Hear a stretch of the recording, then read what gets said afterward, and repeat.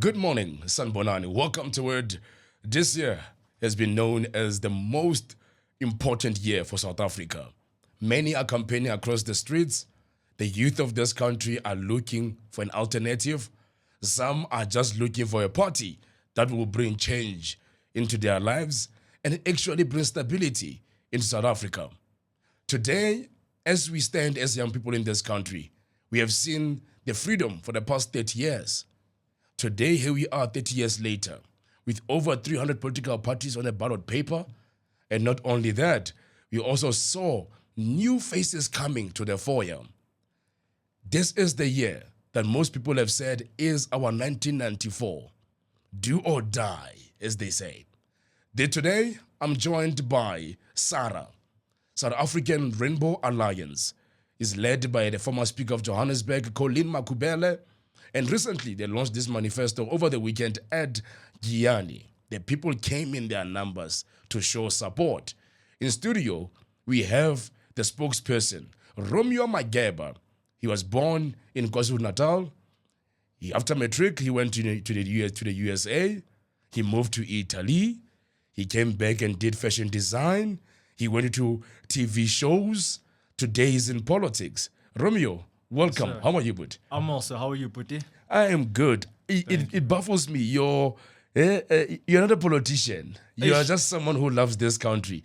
How does it connect from all of this fashion design, TV, now a spokesperson of SARA? Yes, sir. So pretty much, I grew up in South Africa. I grew up in Durban, in fact. And growing up, I just used to, be passionate about entertainment and also like being on TV. Yes. But as soon as I grew up, I just realized that, what, the country that I live in, there's a lot going on. There's a lot wrong going on, And I was like, what, it's time to be involved in my country now. It's time to make a change because I don't like the situation that's around me.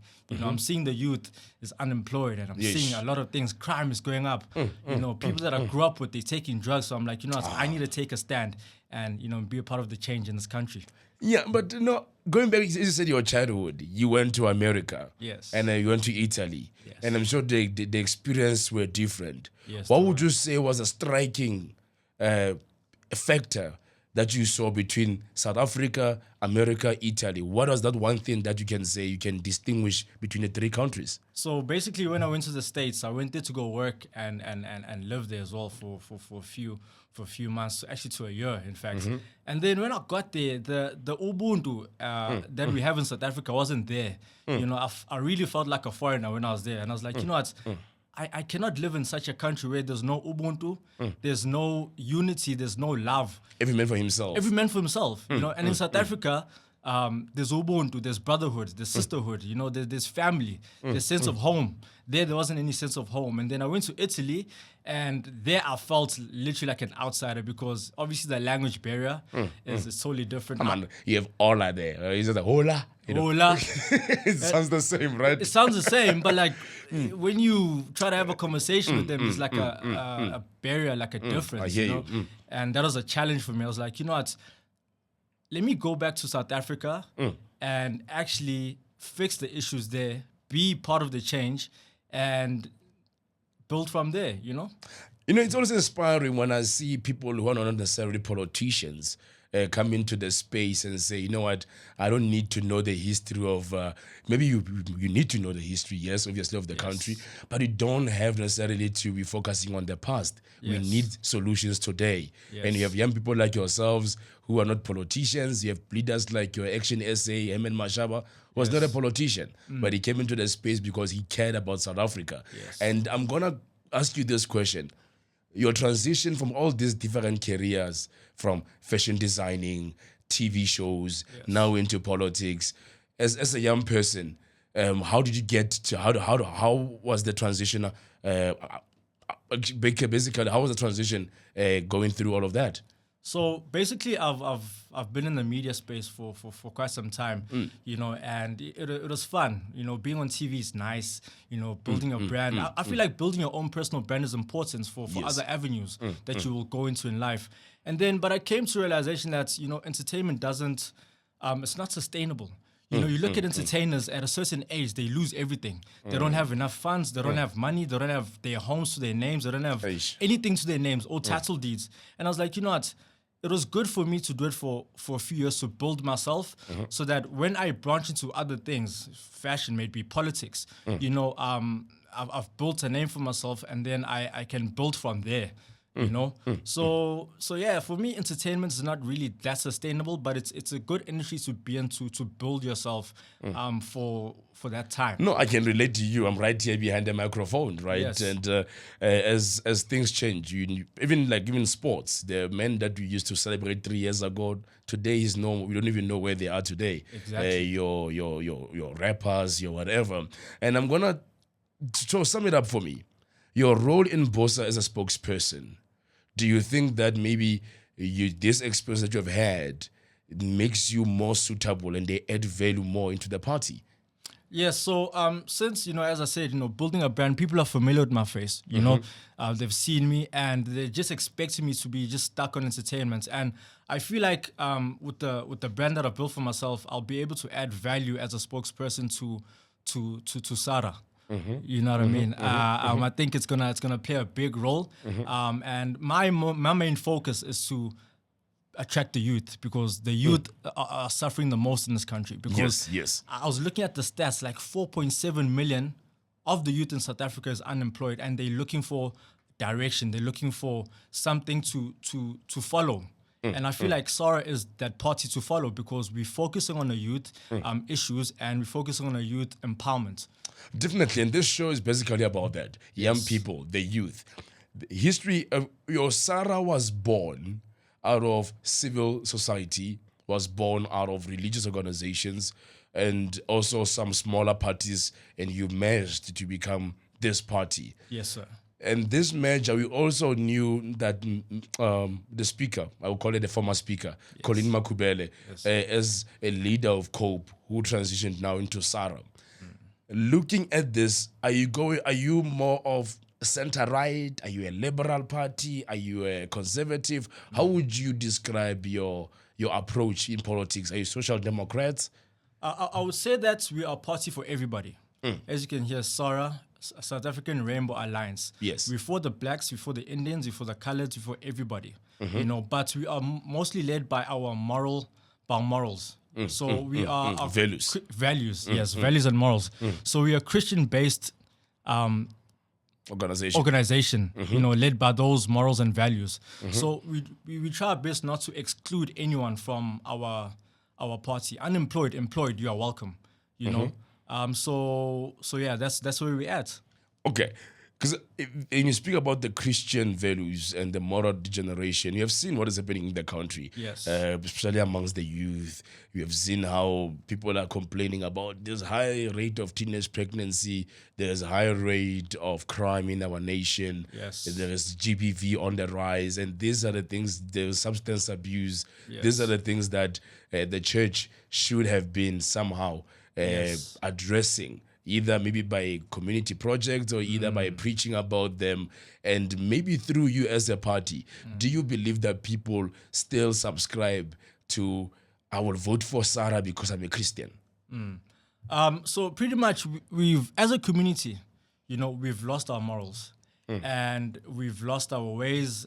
We used to grow up knowing that, okay, our parents tell us, look, you're going to treat a woman this way, you're going to treat her with respect. And we've lost that because of I believe the society has no one to look up to now that's leading by those morals. And I feel like SARA, given the opportunity, we are trying to lead with those morals. You know what I'm saying? And I feel like churches now, they don't preach about, you know, those morals anymore. They really focus on, I'm not saying all, but I'm saying some churches focus more on money. They focus more on the material stuff instead of the morals and the values that we grew up by, and the spiritual stuff. You know, we focus on the outer things now instead of the moral campuses that, you know, we grew up, you know, within our homes, in our communities. And I feel like we need now, SARA wants to build those structures where we bring back those moral clarity, you know, back to society where, you know what, God is priority. we are led by God, we are led by godly principles, and we need to change all of these stigmas of bad influence. No, definitely. I think God is supreme, as you all know. God is supreme, and I'm gonna go into this question, my brother, because you're a young person. Yes. What stood out for? I'm sure you when you came to South Africa, there were many other political parties you could have joined. Yes. As a young person, what stood out for you to throw your head in joining SARA?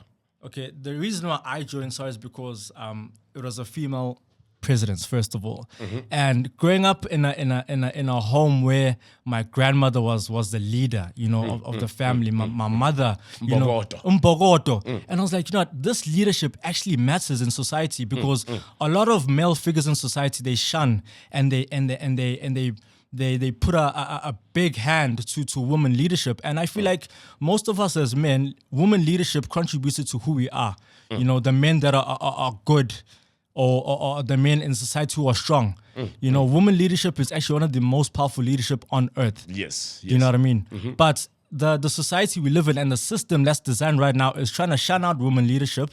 And I was like, no, I'm going to carry on and support women leadership. And I feel like SARA and Colleen Makubele is a phenomenal leader.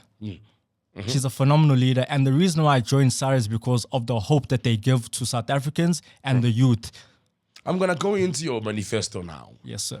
You mentioned something about denationalization. Yes. We are at the point in the country where people are saying nationalize, right? And you come with denationalization. Yes. There's a EFF that says nationalize the bank, again, nationalize the land, nationalize, The question then becomes, when you denationalize, yet we have seen, because already, let's be honest, Eskom, Transnet, PRASA are under threat by the current government, right? We see they're not going anywhere. There's no more trains.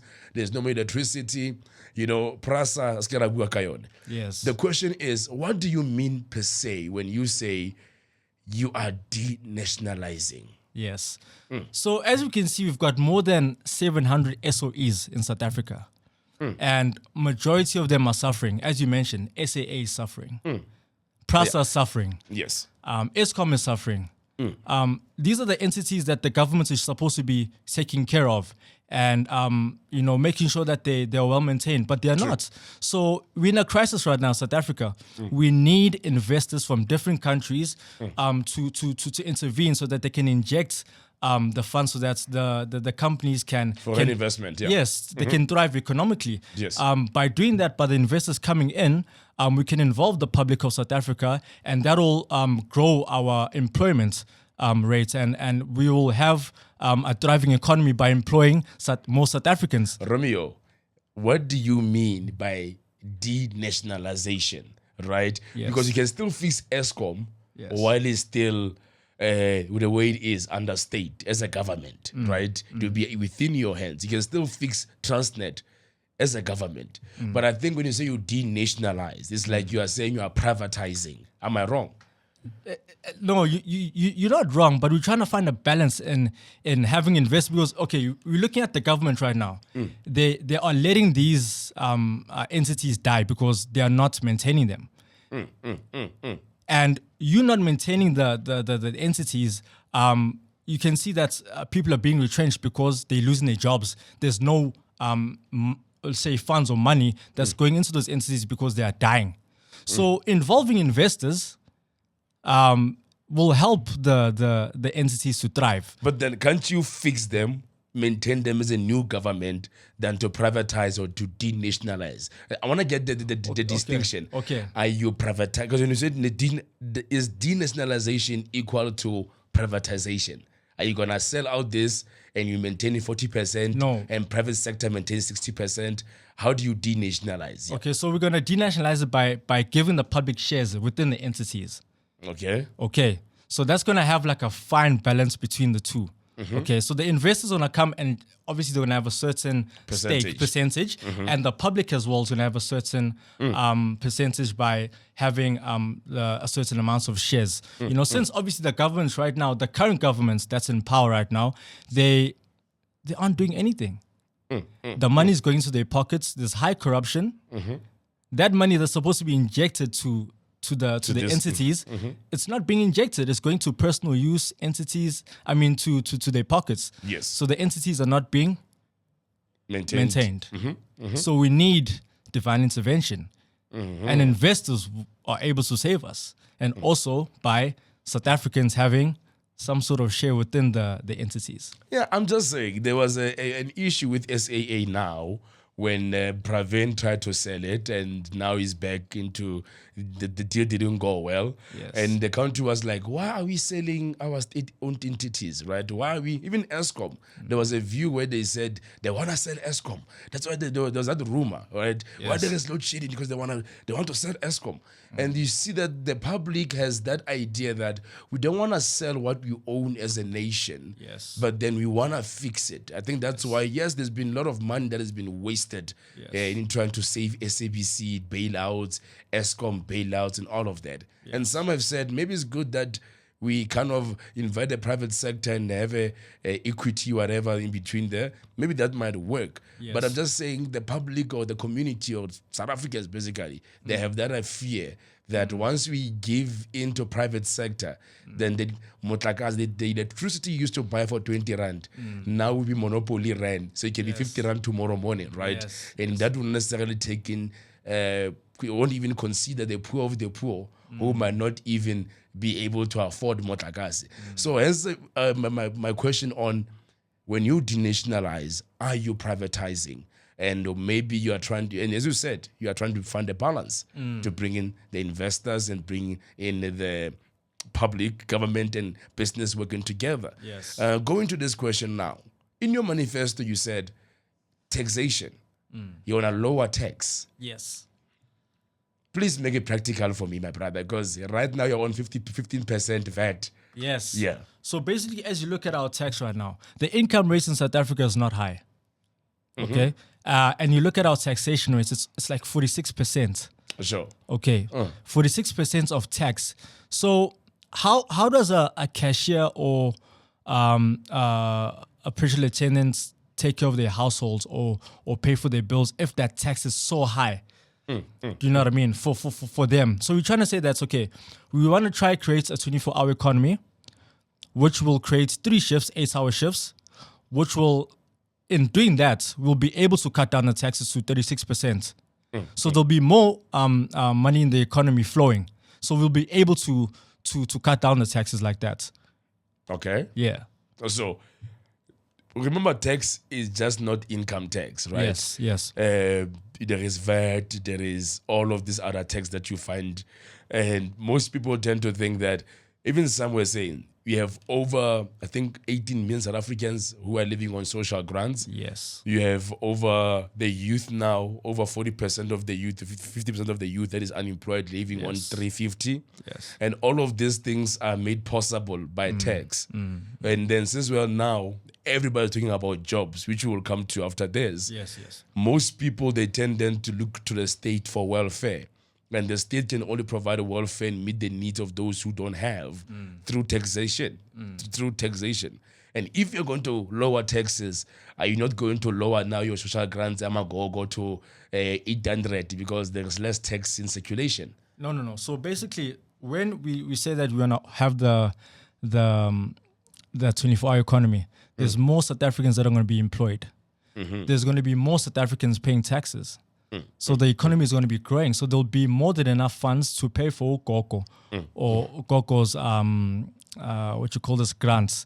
And we're also trying to, also at the same time, we're trying to have grants for single men, men who don't have jobs, unemployed men. Do you know what I mean? For yes. single men. Okay. Yes, they actually are single men who are parenting and they don't have jobs. They've got children. They don't have jobs. They don't have things to sustain their families. So we're trying to have grants for them as well, for them to provide their families. Because the suicide rates amongst men in this country is so high. Yes, true. Because the lack of employment. So as I said, I'm going back to the taxation. Yes, we are going to be able to do that once our economy is thriving and we are growing in the economy. We can cut down the taxes to 36% because we're employing more citizens. More citizens are paying tax, so there's more room for growth economically. Yeah, no, I would love to see that taking place. I'm waiting for this government of. I mean, I'll be happy as a taxpayer myself to have lower tax. Yes. More that means more money for me. More money for you. And now, one thing that you always talk about is our healthcare system, right? Yes. Yesterday, I was at Netcare. Yes. Around here. And the service there was so great. There was no queues of Margaret. Yes. I was just relaxed, and the quality of service was amazing. I was there by 8:00. By 9:30, I was done. Not this thing Yereborn lately, whereby people go to hospital with breakfast and lunch and possibly dinner. Yes. How will SARA intervene and make sure that our health sector is improved and becomes more efficient? Okay, so currently our healthcare system is so bad right now.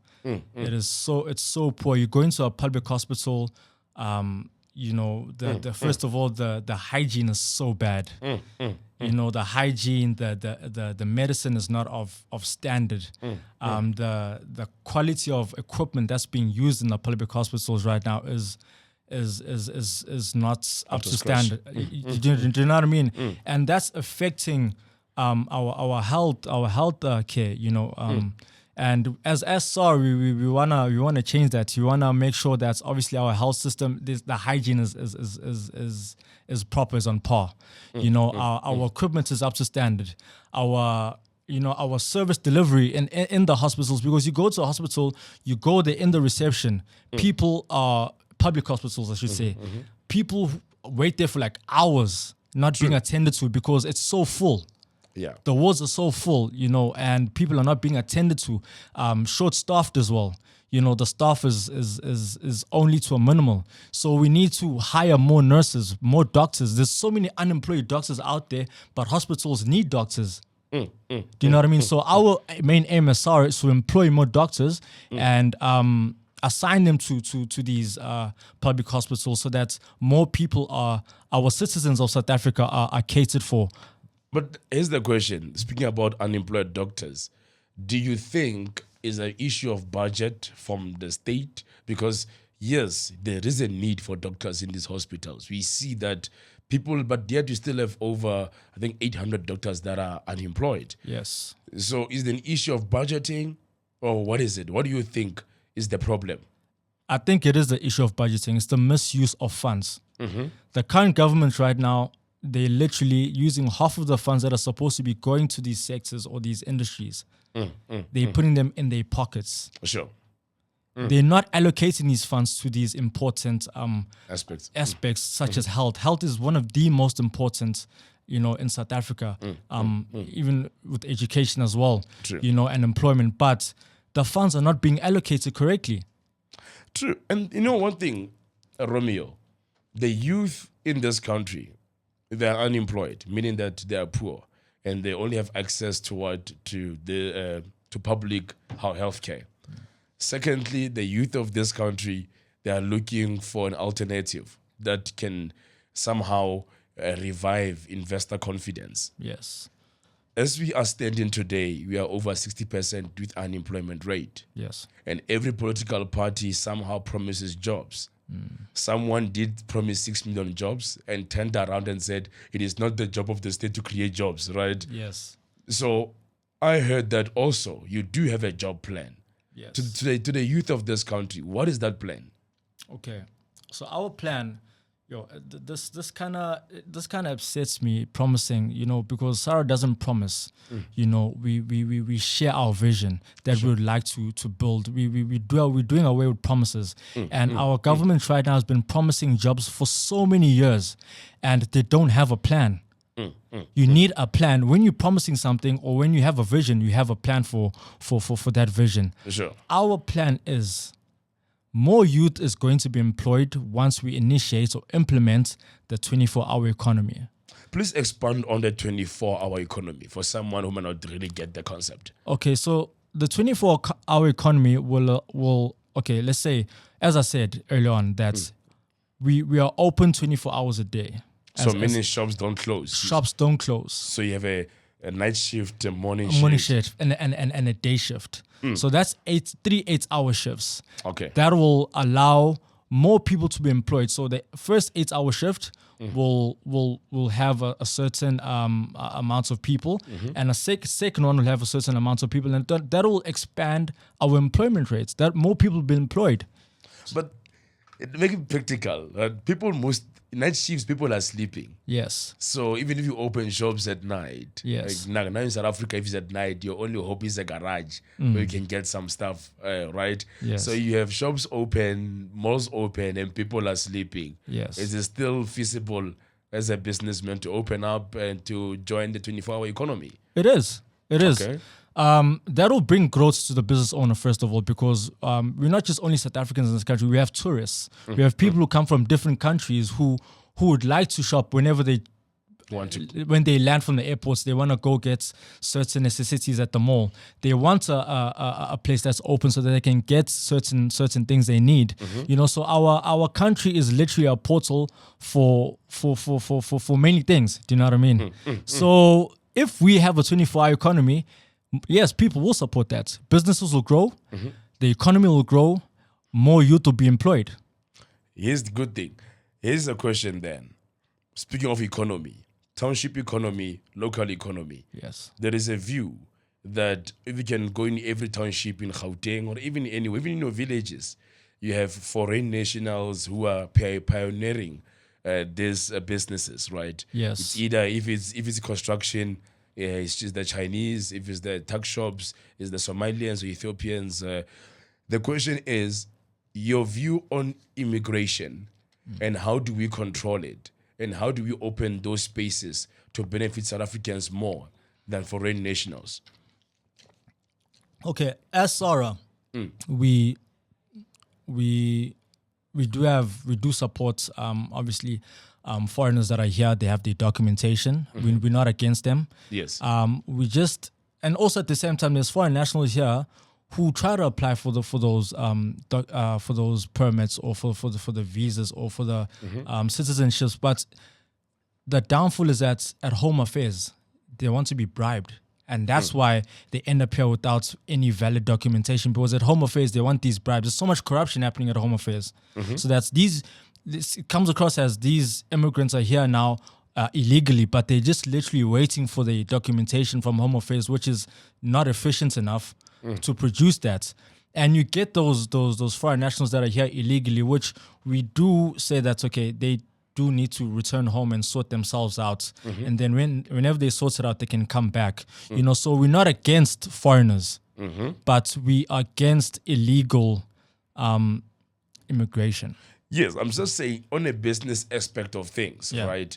For an example, there was a law passed in Zimbabwe at some point to say certain sectors are going to be reserved for the people of Zimbabwe because they are your microeconomic type of jobs or even microeconomic type of businesses. Like if you open quarters, that should be for the community guy.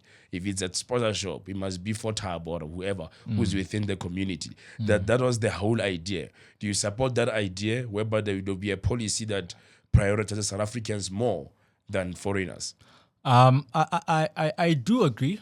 There should be a policy because we are the South Africans, so we should be having first preference, And the high employment rates is coming from South Africans, not necessarily foreign nationals that are here. They are employed. They're employed.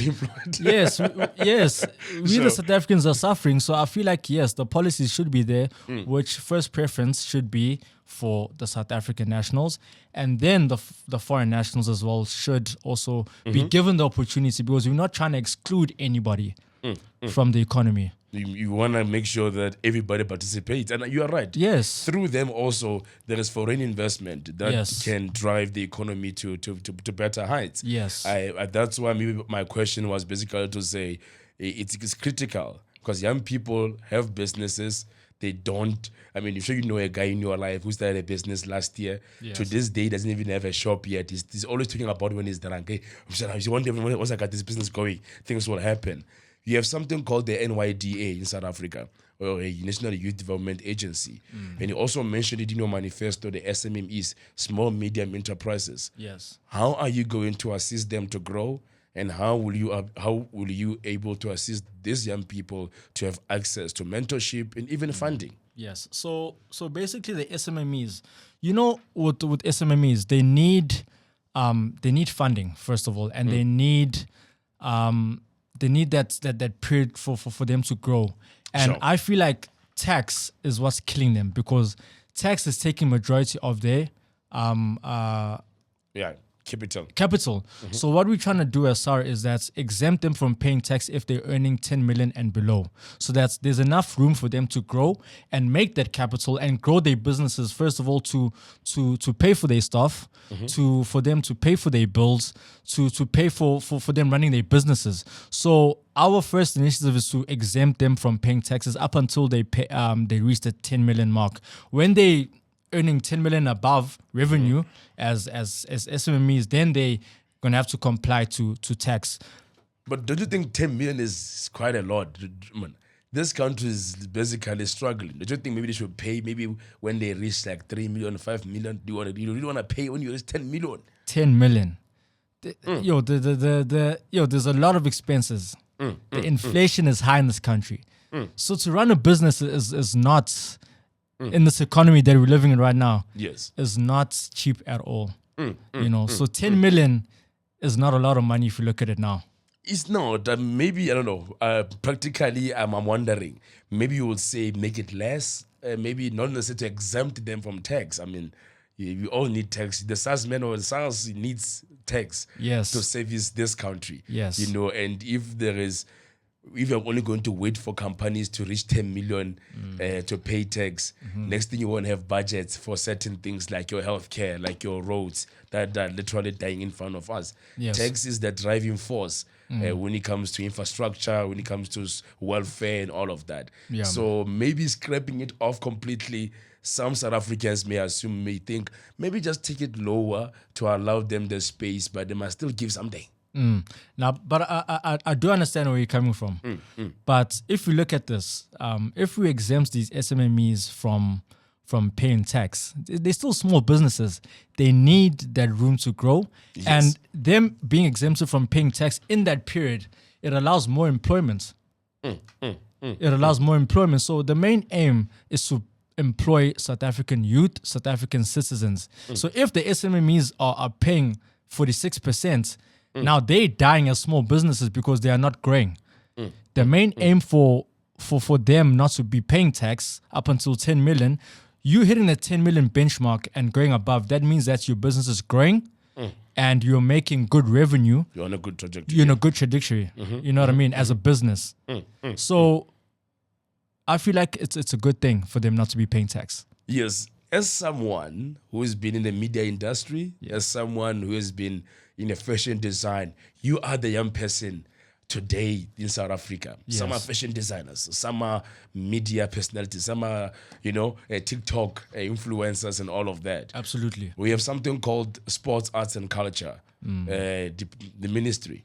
And the question to me would be, SARA taking over government, Yes. having someone like you in the team who has been within the spaces, how would you make sure that the youth of this country who may find that these opportunities are too far from them, some don't want to play professional, they want to do professional, but they're now in the township just playing around with their talent. How would you nurture, grow, and make sure that they reach their full potential under your government as SARA? Yes. So that's very good, because entertainers in South Africa, they suffer.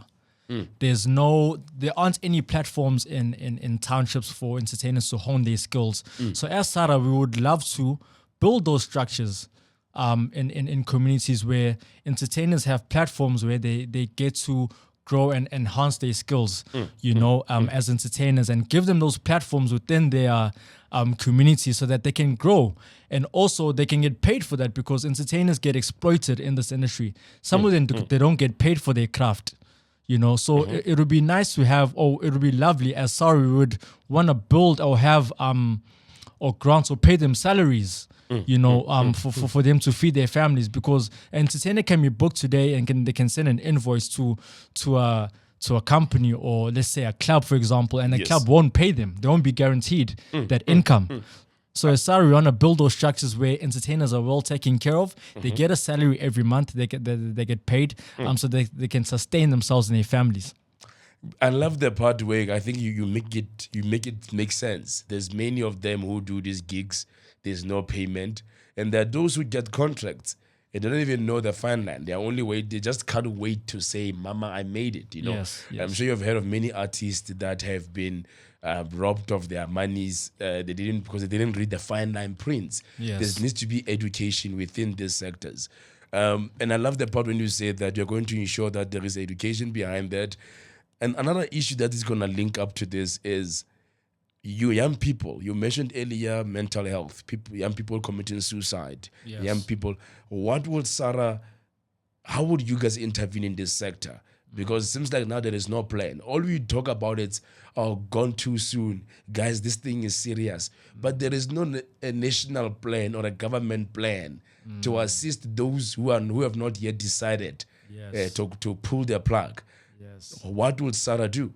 Okay, so the suicide rates amongst the youth is so high, especially males. Because there aren't any platforms for the entertainers, for the youth to be like, it's okay, here's an open door for me in my career space. Let me go and enhance my skills and grow.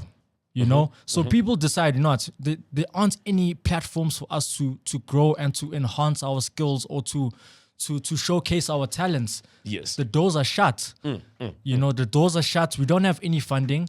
We don't have any platforms. So as SARA, we just want to build those platforms for entertainers, for creatives, for young creatives, for them to have that space, to have those doors open for them so that they can, we want to be heard as a youth. Sure. Right now, currently, we are not heard. Yes. The current government right now is not hearing the youth. The youth is crying out. That's why we're resorting to drugs, to alcoholism, to clubbing.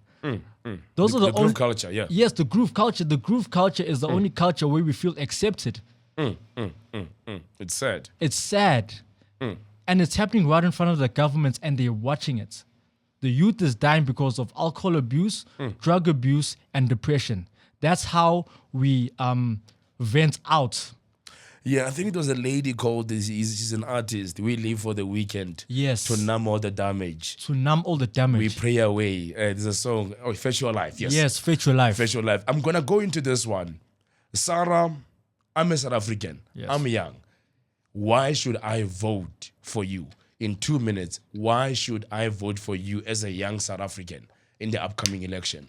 As a young South African, the reason why I should vote for SARA is we are reviving back hope. We're bringing back hope. We're living in a hopeless society right now. Hope is what we are bringing you right now, is that we are here to serve. As a political party, we are not here to promise, but we're here to serve. We're here to serve the masses and the youth of South Africa.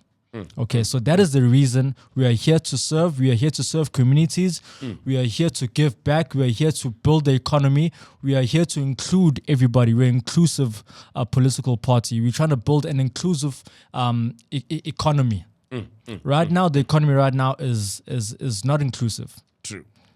And the ANC is doing it right in front of every South African, and they're okay with that. And as SARA, we're trying to ensure that we include the youth, the young people, Yes. the unemployed professionals, Yes. and we're trying to include everybody To make sure that they're to make sure that they're part of our vision, they're part of our plan, and they're included, and they are cared for, and they are loved, and that they are on top of our list in terms of service.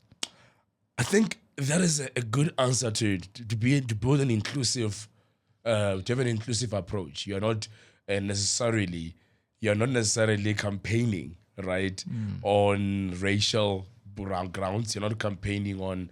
You're campaigning on the idea of let us become a rainbow nation. Yes. Let us become one. Yes. Even though you might have issues within this rainbow nation, Yes. but let us become one, because our struggles, as much as there is an inequality in this country, there needs to be that fine balance to say we are going to address it, but in one spirit, Yes. not necessarily in division. Yes. And just one question, last question before we let you go.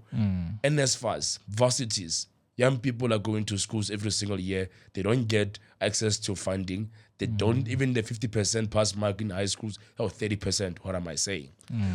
What? 30% pass mark in schools. The education sector, quickly. What is SARA's plan to deal with that? Access to funding in higher education, and also this thing of 30% pass mark. So basically, as you look at the education sector right now, the 80% of the schools right now, they don't have running water. They don't have desks. They don't have functional toilets. Do you know what I mean? How do you expect? How do you expect? Pupils to focus when the schools are not functioning? Those are distractions. Not having a functional school, the students can't study like that. They can't learn like that. So as SARA, we want to make sure that the environment is healthy for them to focus, to feel encouraged, to give their all, and to also hire qualified teachers who will teach students properly, because right now we don't have enough qualified teachers in schools. So we want to make sure that the teachers that are qualified are in the schools teaching the students quality education. Yes. Do you know what I mean? And going to the NSFAS, it's all about the allocation of the funds.